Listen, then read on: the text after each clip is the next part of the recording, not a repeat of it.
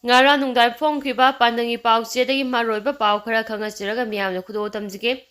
IIIT gi ahum suba convocation phangdokre Manipur gi irang marakta academic atmosphere kahendana thamlambada governor na apema phongdokre India Institute of Information Technology IIIT Chanapati gi ahum suba convocation tharom ngasi IIT Manipur City Campus Manjipukri da phangdokhibaga loyana IIIT gi degree holders sing amadi medal fangnaba singba governor anusia oikena thangapa phongdokre IIIT gi degree holders sing amade medal fangnaba mahiroi singbu governor na thagapa amade harawa phongdokpaga loinana makhoi gi tungi punsi da su mai pak pamioi amamam oirasun haina yefol thawjal pk loinana IIIT gi oja sing mama mapa sing amade mahiroi singgi hona jaban ahum suba convocation asi mai pakna pongthokpa ngambani hainasu makhoina laukiba thawdang bu thagapa phongdokhe Institute asi Manipur da hangdokpa nariba oiragasu Computer Science amadi Electronic Communication gi oina matik saba matangga sunaba khulai sing leire amadi classroom sing matangga sunaba semgali amadi Green Campus ama oire haina singthabaga loyana Institute asina tunga ba course kaya da mahiroi sing takpi tambi bagi khudong saba piri haina sa garbana na phongdokhe mahana makha taradun hai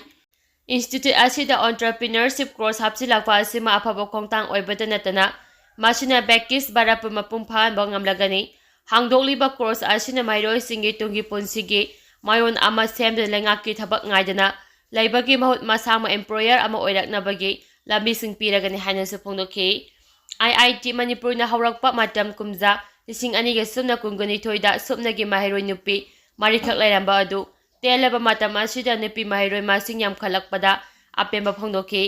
hauji IIT Manipur da nupi mahiroi yankhagi mapal laire Manipur da mamang segi me ahum dagi kangluki irang marakta irang thokuna sai ama helaklaba fawa tangdu laitaba phibam ama purapa ngamdada lairiba maram asida IIT Manipur na masigi academic atmosphere kahendana thambada governor na apema phongdokpaga loinana IIT Manipur gi director Professor Krishnan Bhaskar bu thagapa phongdokhe governor na lamdam asigi nahasingda IIT gi backup program da join tawnaba appeal tawraduna mairoi sing institute asina piriba khodongchaba sing lawnaba wafam su thamki ngasi gi convocation ceremony aduda institute asigi mairoi anida helga medal pk mairoi yengkhai ga manga dana degree pibaga loina mairoi kunga mathodana electronic amasung communication engineering da backup degree pk Tharam aduda IIIT Senapati gi board of governors ki chairman Dr. Suki Uraun IIT Manipur ki Director Professor Krishnan Bhaskar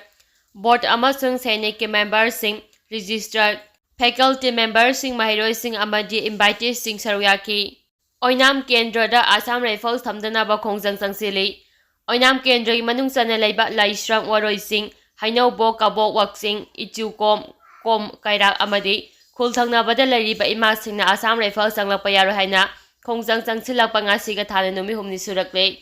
Ngachi humni chuba numita laisrang waroi singda ima kayana ahing nungthin yarektuna AR sanglaktana ba sangduna laire ngachi ayu pung 12 makhai tabada Assam Rifles lakraga 5/9 GRRC chakhragane haiba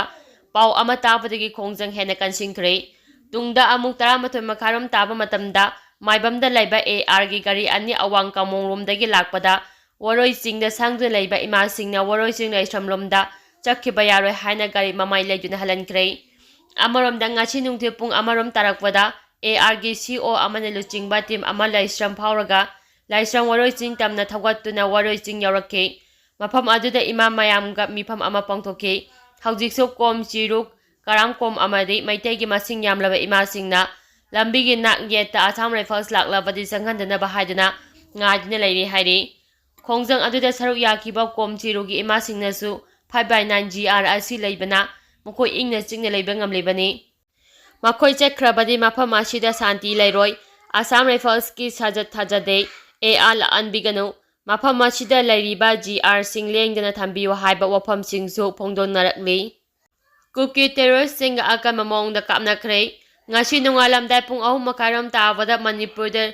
best tawba achawba lalharu kharagi yamlaba khulai paiba singa Kuki terrorist ani romga Myanmar gi kabo tampaki mafam amada akanba mawongda khuthongnakhre hairi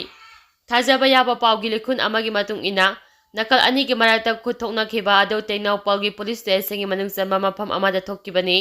nakal ani ki marakta khut thoknaba aduda Kuki lalhauba singgi marakta yamdrabada miyoi taruk rom laikhidre haina thajanari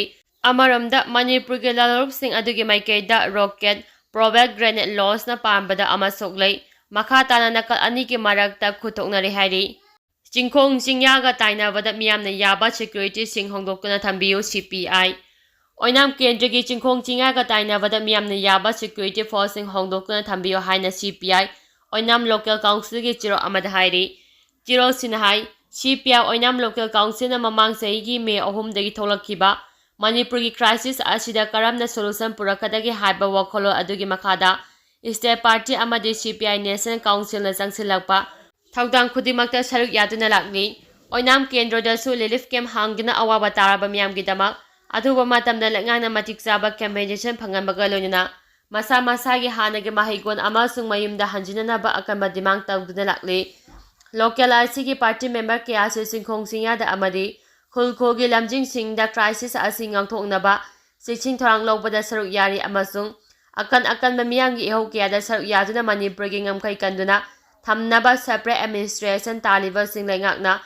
action lafam thoi haiduna hanba naidana saruk yari hairi aduba handak marak nungaitaba problem amana kendra asigi miyabu ngak seleba security gi matangda oinang kendra gi oinasu wathau ama tholakpa CPI gi maikeidagi sungarang khanane khre ima ibal kayana kendra asigi leimaram irengbam amadi kainona chingbada law and order ngak liba chinglomdagi nomai kaptharaktanaba deploy tawriba churukha regiment bo handak lengakna mafam asidagi lakthoklaga Assam Rifles oina thamnaba thodang lawrakpa asigi mayukta yaningdabu khongjang chathari Ihaw asida CPI oinam local na sumapung phana support tawi maram asina hana deploy tawduna leiba surkha regiment asi adumak leihanbiyu neutral oiba security thamduna miyamda nungairoidaba wafam laktanaba honabiyu haina su lengaki pungning chingsilakri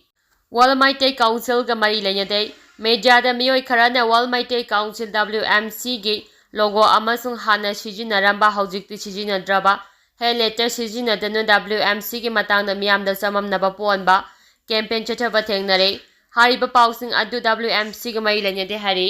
WMC gi secretary general CEC yambam arun maitene thadora pachara amada mathaki wafam asi phangdol aduna WMC gi chairman hagruzam naba shyamla kadaba kumja lising aniga sumna kunga tare ki mifamlen general conference na anabasai ahum gi tam gi chairman amakhandriba phawba Mangna chairman oina adumak lay hairi World Maitai Council gi official website www.worldmaitaicouncil.com da maru aiba WMC gi power information upload tawduna thamle maram asina media gi isi announcing na karikumba ngarangi matawdongna matungda makhata na aramba pau disinformation campaign tawlabadi mathakta pijariba official website asida hana confirm tawiyu hairi Amaramda WMC Tripuragi Unit ki President, WMC Myanmar Federation Unit ki General Secretary, WMC Manipur Unit ki General Secretary, WMC Assam Unit ki General Secretary, WMC Delhi Unit ki General Secretary amasung WMC Nagaland Unit ki General Secretary na puna khuyep pidun thadorapachara amada Imphal gi print amasung electronic media da ngarang hauzik lebaki damak Tungi lambi semhaunaba WMC na hauribe irang asi na thaiduna punba honarapagi mami taba aramba warol sing WMC gi logo amati hana sijinaramba letter he sijinaduna chathaba thengnare hairi WMC gi chairman Oza Hagruzam nabasyam gi liching makhada irebaki amasung tungi mirosigi damak hanba laitina mangna changsingani haiba wafam thamlakli